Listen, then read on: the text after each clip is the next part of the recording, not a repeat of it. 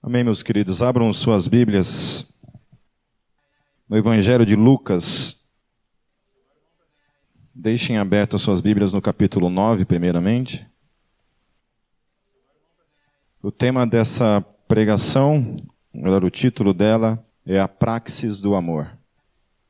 A partir do versículo 51, Lucas capítulo 9, a partir do versículo 51, diz assim: aproximando-se o tempo em que seria elevado ao céu, Jesus partiu resolutamente em direção a Jerusalém e enviou mensageiros à sua frente. Indo estes, entraram num povoado samaritano para lhe fazer os preparativos. Mas o povo dali não recebeu, porque se notava em seu semblante que ele ia para Jerusalém. Ao ver isso, os discípulos Tiago e João perguntaram: Senhor, queres que façamos cair fogo do céu para destruí-los? Mas Jesus, voltando-se, os repreendeu, dizendo: vocês não sabem de que espécie de espírito são, pois o Filho do Homem não veio para destruir a vida dos homens, mas para salvá-los. E foram para outro povoado. Agora, no capítulo 10, os versos 25 em diante. Certa ocasião, um perito na lei levantou-se para pôr Jesus à prova e lhe perguntou: Mestre, o que preciso fazer para herdar a vida eterna? O que está escrito na lei? Respondeu Jesus. Como você a lê? Ele respondeu: ame o Senhor, o seu Deus, de todo o seu coração, de toda a sua alma, de todas as suas forças e de todo o seu entendimento, e ame o seu próximo como a si mesmo. Disse Jesus: você respondeu corretamente, faça isso e viverá. Mas ele, querendo justificar-se, perguntou a Jesus: e quem é o meu próximo? Em resposta, disse Jesus: um homem descia de Jerusalém para Jericó. Quando caiu nas mãos de assaltantes, estes lhe tiraram as roupas, espancaram-no e se foram, deixando-o quase morto. Aconteceu estar descendo pela mesma estrada um sacerdote. Quando viu o homem, passou pelo outro lado. E assim também um levita, quando chegou ao lugar e o viu, passou pelo outro lado. Mas um samaritano, estando de viagem, chegou onde se encontrava o homem, e quando ele o viu, teve piedade dele. Aproximou-se, enfaixou-lhes as feridas, derramando nelas vinho e óleo. Depois colocou o seu próprio animal, levou-o para uma hospedaria e cuidou dele. No dia seguinte, deu 2 denários ao hospedeiro e disse-lhe: cuide dele. Quando voltar, lhe pagarei todas as despesas que você tiver. Qual destes 3 você acha que foi o próximo do homem que caiu nas mãos dos assaltantes? Aquele que teve misericórdia dele, respondeu o perito na lei. Jesus lhe disse: vá e faça o mesmo. Vamos orar mais uma vez? Feche seus olhos. Santo Espírito, somente Tu, Senhor, tens a graça e a misericórdia para alcançar o nosso coração, para alcançar a nossa mente tão corruptível que é, Senhor. Uma mente que, por mais que a gente conheça o desafio do Evangelho, a vida por meio do Evangelho, Senhor, insistentemente, Deus, a nossa carne insiste em nos conduzir para longe, Senhor. Quando nós percebemos, Deus, nós já estamos tomados por atitudes, por barreiras que nascem da carne, nascem das inclinações desse mundo, nascem das sugestões de justiça que esse mundo tem. Ao invés de Senhor Jesus, nós conduzimos nossas vidas por meio de uma visão movida pela graça, pelo amor e pela misericórdia nesse mundo, Senhor. Deus, que o Senhor venha ministrar no nosso coração nessa noite. Nos transforme pelo Teu Espírito, Senhor. É o que eu oro e peço em nome do Senhor Jesus. Amém. Lá no livro de 2 Reis, no capítulo 17, depois vocês podem chegar em casa e darem uma lida para vocês entenderem um pouco desse contexto do que acontecia em Samaria essa região de Samaria, e portanto os samaritanos, que era esse povo que vivia em Samaria, ou formavam esses povoados de samaritanos, por mais que às vezes esse samaritano não vivia necessariamente na região da Samaria, os samaritanos eles não se misturavam com os judeus e nem os judeus com os samaritanos. Então era comum você ver um povoado de judeus e um povoado de samaritanos, mas dificilmente eles conviviam na mesma região ou na mesma vila, ok? É como se o Boqueirão não se misturasse com o Batel, uma coisa assim, tá entendendo? Boqueirão é a favela, né? E o Batel é a elite, né? Estou ouvindo Pinhais é o clero, é outra... Então, os samaritanos, a razão pelas quais os judeus não se davam com os samaritanos é porque os samaritanos eles eram considerados uma raça impura. Impura por quê? Porque quando houve o cativeiro babilônico, alguns judeus casaram com pagãos. Pagãos são todos aqueles que não são judeus, ok? Então, casaram e aí, portanto, essa raça se tornou impura. E aí os judeus, que eram aqueles que só tinham casado realmente com judeus e conservaram, entre aspas, a raça de certa forma pura, e aí então eles não achavam que convinha a eles se misturar com essa raça impura. Ao ponto que quando os samaritanos voltam dessa dispersação, eles então constroem um templo para eles lá no Monte Gerazim. Então existia o templo de Jerusalém, existia esse templo lá em Gerazim, construído para eles adorarem a Deus de alguma forma. Esse templo também é destruído, assim como o templo de Jerusalém é destruído. Esse templo também é destruído de alguma forma. O templo de Jerusalém é reconstruído, mas o templo de Gerazim não é reconstruído. Mas até os dias de hoje, segundo os historiadores, até os dias de hoje, os samaritanos ainda adoram a Deus nesse monte, ainda consideram esse monte, de alguma forma, um monte santo. Amém? E aí, devido a essa rivalidade histórica, os samaritanos tinham por eles que eles não tinham nenhum tipo de hospitalidade para com os judeus. Então, quando um judeu passava pelo território samaritano, era um problema, né? É como uma gangue rival passar por um território de outra gangue. Domingo passado eu falei sobre o filme Warriors, né? Alguém que está aqui hoje assistiu o filme Warriors? Tem 8 velhos aqui nessa noite? 9 velhos? 10? As mulheres estão em vergonha de levantar a mão nessa noite, né? Que entrega a idade. Se você assistiu, entrega a idade com certeza.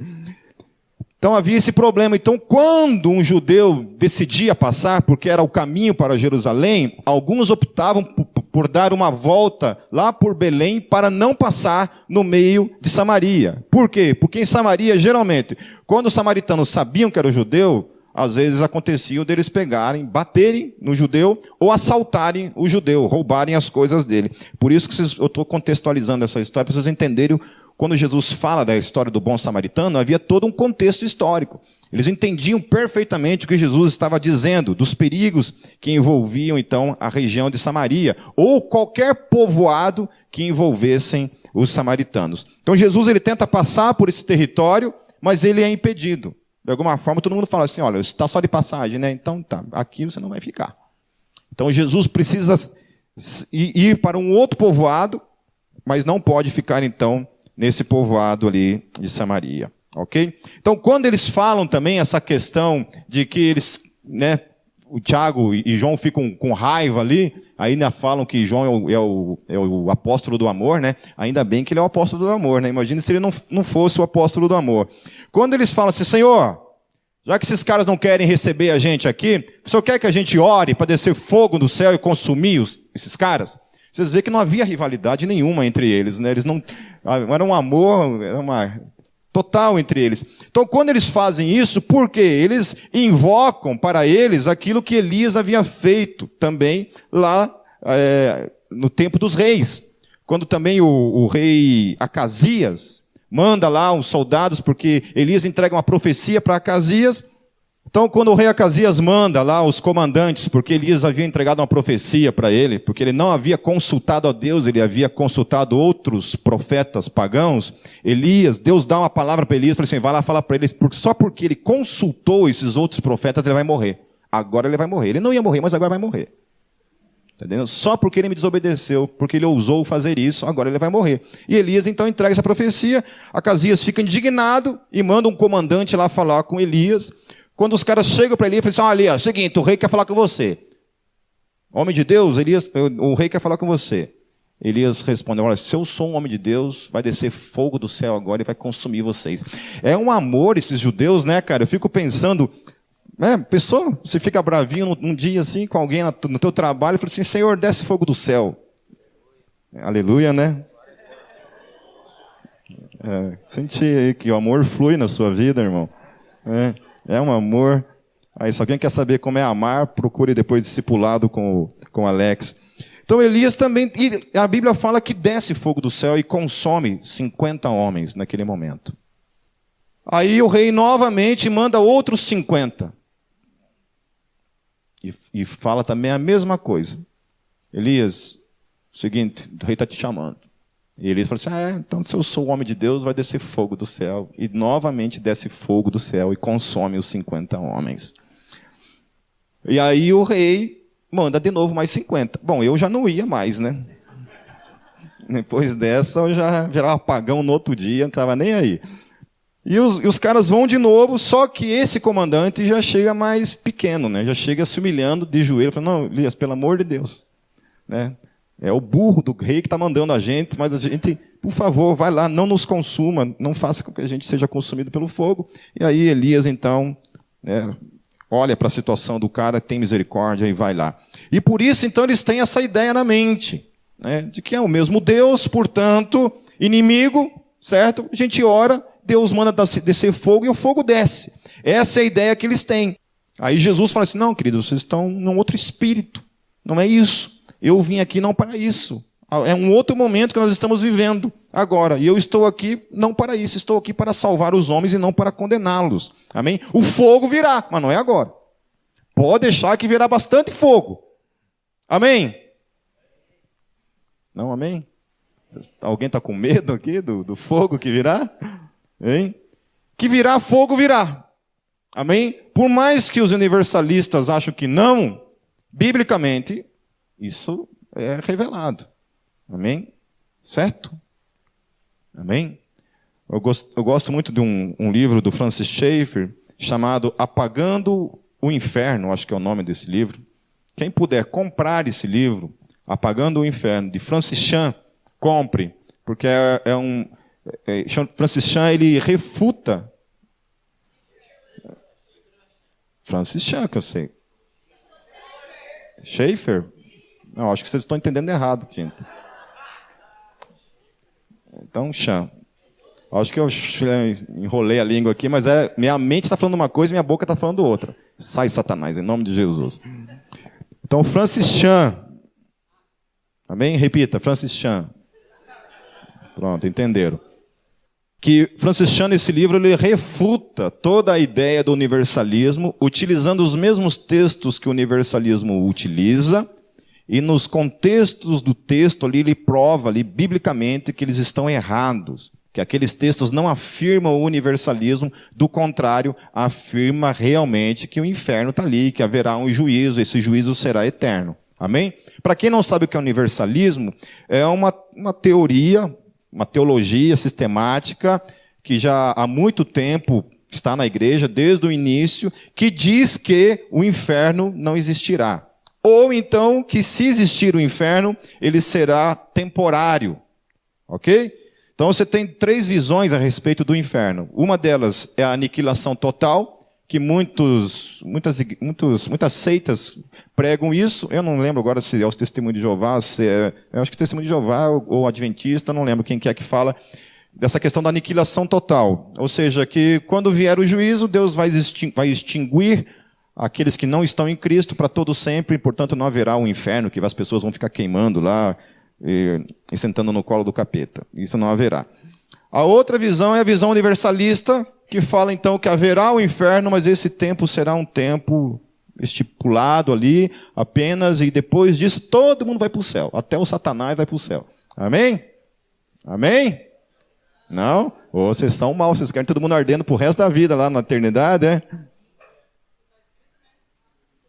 É, né? Está escrito, né? Espero que vocês não vão para lá, galera. Em todo caso, daí tem a visão ortodoxa, obviamente, que é aquela qual nós cremos, que é que a gente não tem muito o que fazer. A Bíblia fala, se a Bíblia fala, eu vou mudar isso. Certo? Portanto, cuidado. Isso é um alerta para mim, para cada um de nós. Não é que eu estou anunciando aqui, falando aqui, que a gente tem que amar a Deus por meio de ir para o colo do capeta. Não é isso. Amém? Não é isso. Que sempre se pensa assim, o cara é crente porque o cara tem medo de ir para o inferno. Não é isso. Também. Claro que tem um cagacinho santo em cada um de nós. Né? Cada um de nós carrega, de certa forma, e é bom isso. Né? Amém? É muito bom isso. É bom você ter medo de Deus, de vez em quando. É bom ter medo do foguinho. Amém? Então, não é o momento, Jesus está dizendo, olha, eu não vim aqui para isso, o momento que nós estamos vivendo aqui agora é outro, e, portanto, né, não vim para esse fim. Amém?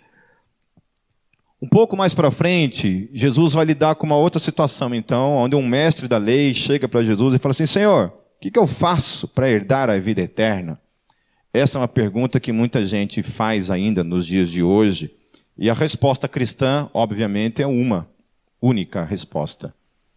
Crer em Jesus Cristo como Senhor e Salvador de sua vida.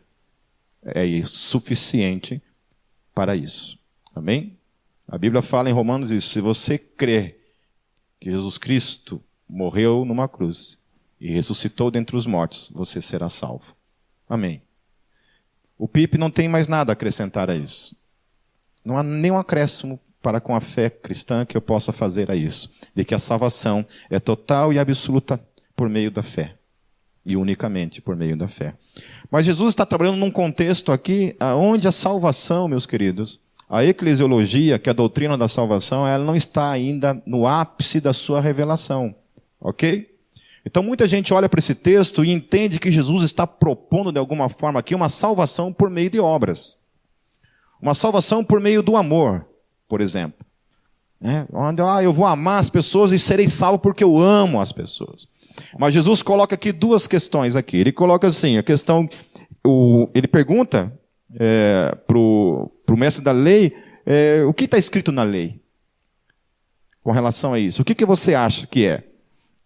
Daí ele respondeu, ame o Senhor, o seu Deus, de todo o seu coração, de toda a sua alma, de todas as suas forças e de todo o seu entendimento. E ame ao seu próximo como a si mesmo. Então, Jesus está dizendo, em outras palavras, o seguinte, você quer ser salvo? Quero. Você tem que obedecer essas duas coisas. Você tem que amar a Deus acima de todas as coisas e tem que amar o próximo como a você mesmo. Ou seja, é uma coisa simples. Para você ser salvo, é só você fazer essas duas coisas e está tudo certo. Só tem um problema com relação a isso. Que ninguém, absolutamente ninguém, que nasceu nesse mundo, até o último a nascer, viveu isso aqui algum dia na sua vida. E jamais viverá. Eu estava conversando com Oséias essa questão do amor, que a gente pensa assim que o amor só é possível mediante a liberdade. Portanto, Deus não fez robôs e a única forma de você expressar amor por Deus é se livremente você, por meio da sua liberdade, você amar a Deus por meio da sua liberdade. Tem um problema com relação a isso. Todos nós somos egoístas. Nós somos incapazes de amar as pessoas. Quem dirá amar a Deus? Em cada um de nós, meus queridos, nunca houve e nunca haverá uma predisposição para amar a Deus e aos outros. Só há uma forma de eu amar as pessoas e amar a Deus. Se Deus me amar. Se Deus não intervir na minha história, e o amor de Deus não for revelado no meu espírito, na minha alma, se eu não entender isso, eu não consigo amar a Deus. Então, o amor que a Bíblia exige de mim, de você, para com Deus, é simplesmente o fruto do amor dele em mim, que gera esse retorno de amor por ele. Então, a revelação do amor de Deus na minha vida é o que me leva a amá-lo. Mas não é uma coisa nata em mim, que nasceu em mim. Eu nunca amei a Deus por mim mesmo. Houve um momento na minha vida em que eu odiava Deus, que eu considerava Deus um inimigo. E aí, quando o amor de Deus foi revelado por meio da cruz na minha vida, aquele amor tomou o meu coração. E aí, porque eu fui amado por Deus, em resposta a esse amor, eu passei a amar a Deus. Amém? E é impossível, meus queridos, quando você recebe a revelação do amor. Quando você é amado por alguém, meu querido, quando alguém cuida de você, quando você sabe que alguém morreu por você, alguém deu a vida por você, que alguém pagou um preço por você, que alguém pagou uma dívida que você tinha, que alguém se colocou na frente de um juízo que era para comigo e para com você, não há possibilidade de eu e você não amarmos essa pessoa, porque ele nos amou. O problema das pessoas que rejeitam Cristo Jesus, rejeitam a salvação, rejeitam o Evangelho, é porque esse amor não é revelado. Essas pessoas não conseguem valorizar a dimensão desse amor. Por isso que a liberdade de amar a Deus, ela é em decorrência do fato de você ter entendido que Deus te amou. Portanto, se você ama a Deus, é porque você entendeu que Deus te ama. Se você não entender que Deus te ama, você nunca poderá amar a Deus. Amém? Amém? Então Jesus coloca essa questão para esse homem. Então ele fala assim, só tem duas formas de você, então ser salvo, né? Então, faça isso então. Consiga vivenciar isso na sua vida. E aí, provocativamente, Jesus ele então conta uma história justamente visando uma rivalidade cultural que havia ali. Ah, então, se você entendeu mesmo como é que é essa questão do amor, então o cara pergunta para Jesus, tá, mas quem que é o meu próximo? Para que eu possa amá-lo, então. Para que eu possa ser salvo. Então, amar a Deus e quero amar o meu próximo. Ele pergunta para Jesus. Jesus então responde para ele contando uma história. Contando a história de um samaritano, mas contando a história de um outro homem que provavelmente era judeu, porque ele conta que era um homem que estava saindo no caminho de Jerusalém para Jericó. E aí acontece isso, esse homem é assaltado, batem nele, roubam ele e deixam ele como morto nesse caminho. E aí é o que é interessante, que o Jesus ele fala que há 3 pessoas que se deparam com esse homem que está ali. O primeiro dele é um sacerdote, justamente um judeu. E um judeu do alto clero, que era um sacerdote, descendente de Eli. E esse cara, então, era o bambambam da cocada preta, certo? Da tribo dos levitas. Está ali, parente, está ali, sumo sacerdote. Esse cara olha e ele passa direto. Ele não para. Ele não olha para o seu próximo que está ali, que é justamente um judeu. Mas havia uma questão ligada a isso. Por que esse sacerdote não parou, meus queridos? Por quê? Isso. A lei não permitia que sacerdotes tivessem contato com alguém morto. Provavelmente, se esse sacerdote pensou que aquele cara estava morto, ele então não tocou nesse cara, porque ele não podia tocar nesse cara. Se um sacerdote tocasse num morto, ele ficava 7 dias impuro. Ele ficava 7 dias impedido de entrar no templo. E ele é um sacerdote, como é que ele ia ficar 7 dias sem entrar no templo? E em seguida vem um outro cara, que também, de certa forma, faz parte do sacerdócio, porque é um levita, que também era impedido de tocar em morto e também passa direto, passa batido, olha para aquele cara não consegue ter, então, uma misericórdia acima da observação da lei. Ele observa primeiramente a lei, ao invés de se preocupar em simplesmente parar e ver se o cara estava morto ou não estava morto. Ele passa direto. E aí, para confrontar o senso de justiça e confrontar a cultura que havia na mente daquele mestre da lei que estava ali, ele fala então que um samaritano para cuidar daquele judeu. Aquele que era o inimigo cultural, para cuidar daquele homem. Haviam várias razões também pelas quais aqueles homens também talvez não tenham parado. Primeira coisa, para não ser assaltado. Porque eles estavam nessa região. E havia um perigo de ser assaltado. Então eles preservaram pelas suas vidas, então não pararam para cuidar daquele homem. Mas aquele samaritano para. O texto fala que ele simplesmente para, e a Bíblia fala que ele começa a cuidar das feridas daquele homem. E a Bíblia fala que esse cara o samaritano pega esse homem ferido e o coloca em cima da sua montaria. Provavelmente uma mula, um cavalo, sabe Deus o que era. Ou seja, ele ainda tem que continuar o caminho dele a pé. Para carregar aquela pessoa que está ali, machucada, em cima da sua condução.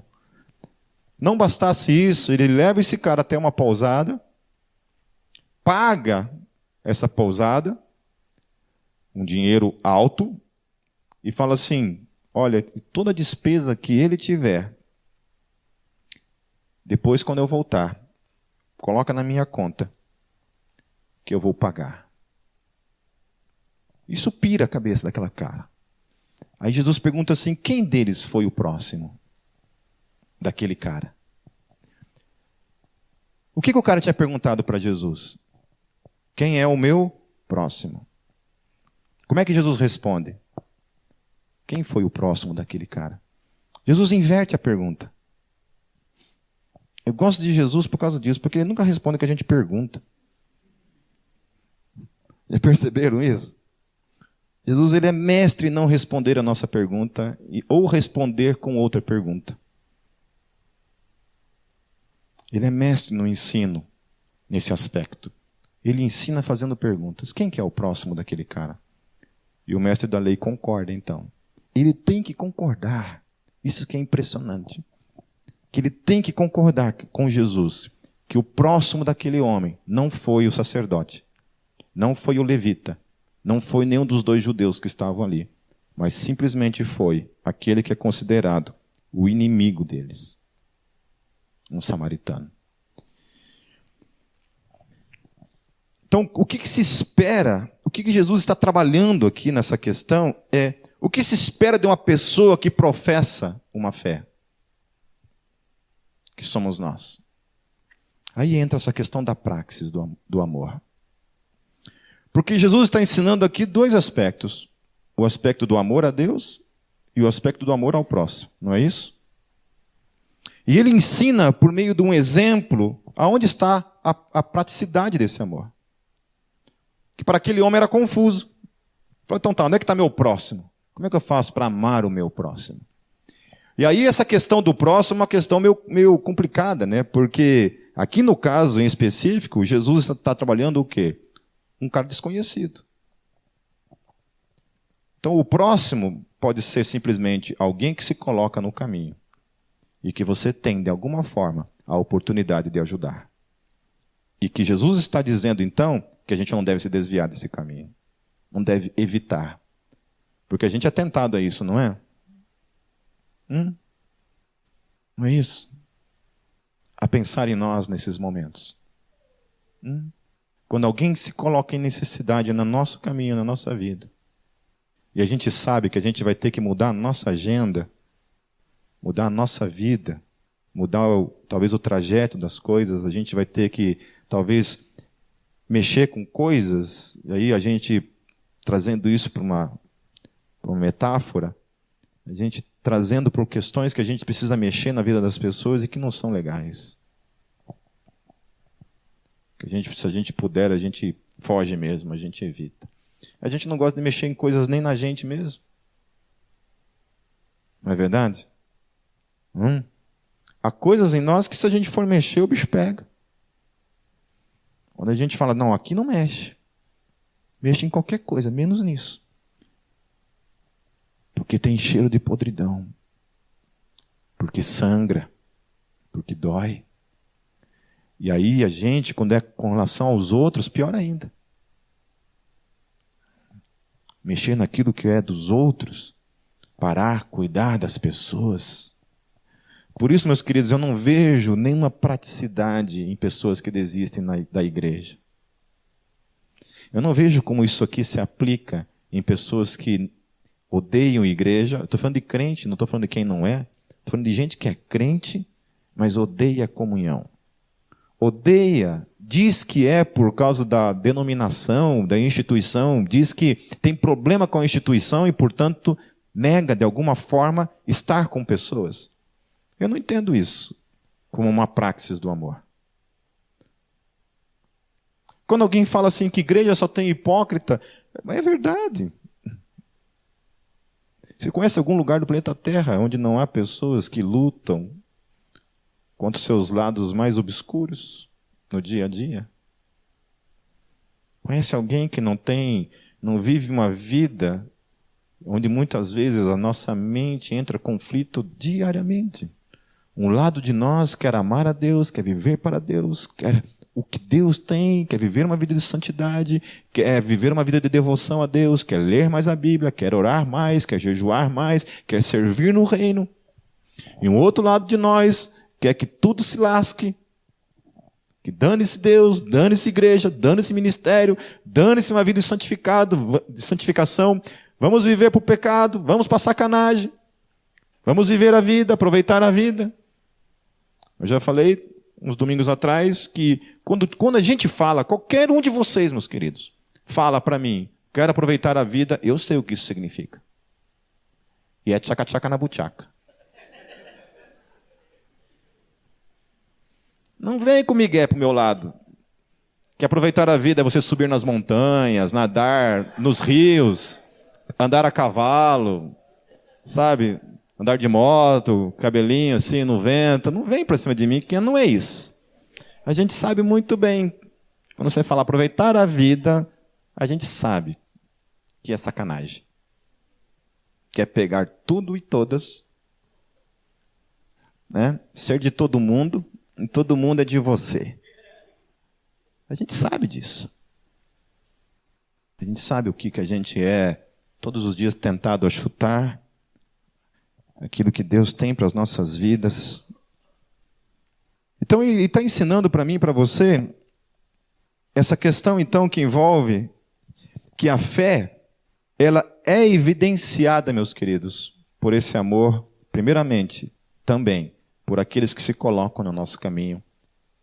É onde se evidencia. E que eu e você não podemos fugir disso, por mais tentados que nós sejamos. Eu confesso que tem dia que eu não quero atender o telefone em minha casa. É, né, Alex? Não percebeu, né? Porque eu sei que quando eu atendo o telefone, geralmente não é para orar por mim. Nesses 16 anos de ministério como pastor, olha, raramente, dá para contar nos dedos de uma mão, às vezes, que alguém ligou para mim assim, oi, Pipe, tudo bom? Acordei com uma vontade de orar por você, posso orar por você? Geralmente eu falo assim, Pipe, posso falar com você? Eu falei, lascou. Uma vez me ligaram no dia do meu aniversário. Falaram assim para mim, Pipe, posso ligar para você agora?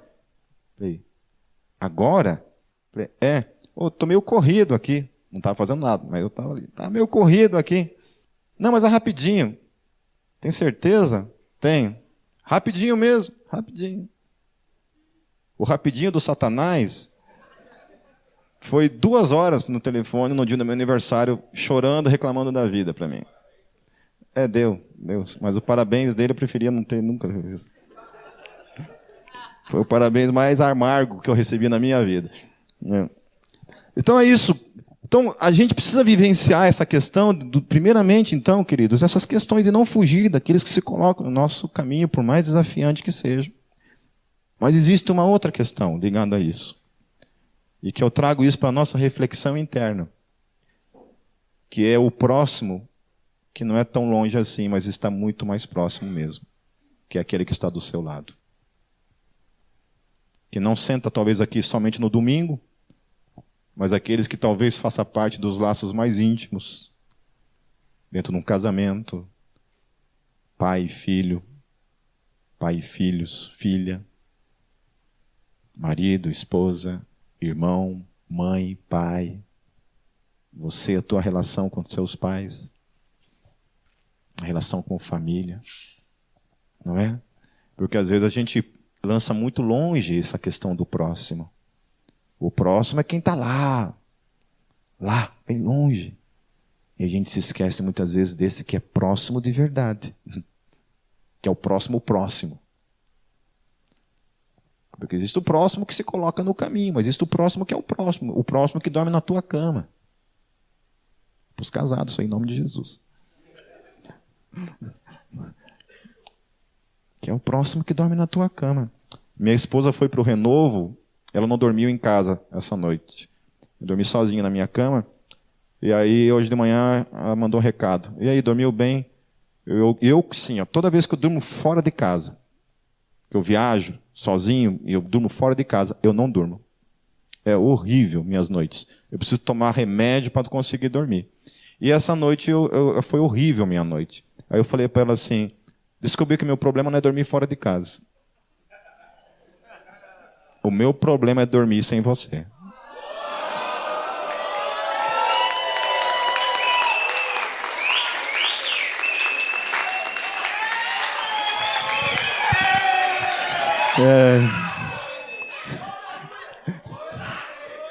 Só do bando. É hoje, eita. Ó, não me liguem hoje, por favor, hein? Não vão acabar com a alegria. Oh, eu vou morrer, porque eu tenho certeza que ela está morrendo de vergonha ali. Mas é isso, sabe? Eu acho que... Porque também existe essa questão, então, de olhar para aqueles que se colocam no nosso caminho, o qual nós temos o desafio de amar, de cuidar das feridas, o texto fala. De carregar, muitas vezes, de tirar o nosso conforto para colocar o outro acima. É isso que Paulo quer dizer e quer nos ensinar quando ele fala assim, cada um de vocês cuidem não somente dos seus interesses, mas dos interesses dos outros. Por isso que a Bíblia nos exorta, o apóstolo João ele fala assim, porque aquele que não ama o seu irmão, a quem vê? Ou seja, ninguém aqui é impossível que você não enxergue o outro. Se você for cego, cada pergunta que a Aninha me faz, misericórdia. É impossível que você não enxergue aquele que está ao seu lado. E a Bíblia fala que se eu e você não amarmos aqueles a quem nós vemos, nós não podemos amar a Deus, a quem nós não vemos. É tão simples isso. É tão real isso. E os desafios aqui do amor, eles extrapolam questões culturais, questões de preconceito, questões que são para Jesus aqui menores e que devem estar acima, inclusive, meus queridos, às vezes até mesmo a nossa própria religião.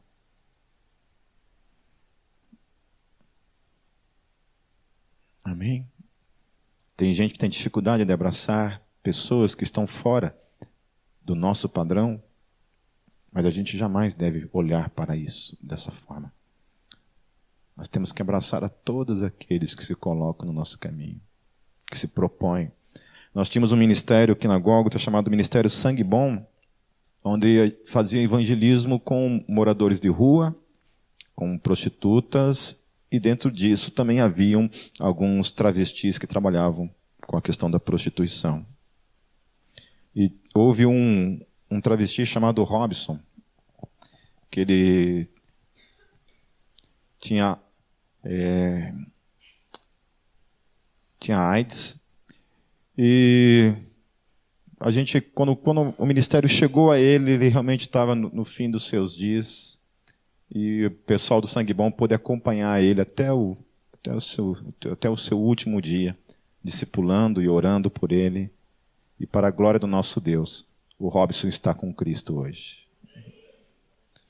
Porque alguém parou para cuidar do Robson pelo caminho. Alguém olhou para o Robson. Alguém conseguiu simplesmente olhar para ele como um ser humano, como deve ser olhado de verdade, amá-lo, cuidar das feridas dele. Por causa disso, ele está em Cristo hoje. Amém? Mas além disso, meus queridos, quero trazer essa reflexão da praxis do amor para todos nós como igreja. Porque eu sei que às vezes nesse convívio diário, as nossas relações se tornam conturbadas. São difíceis. São difíceis. Mas amar o próximo que está próximo também é um desafio da nossa fé. Não desistir da igreja é um desafio de cada um de nós. Amém. Vamos fechar nossos olhos.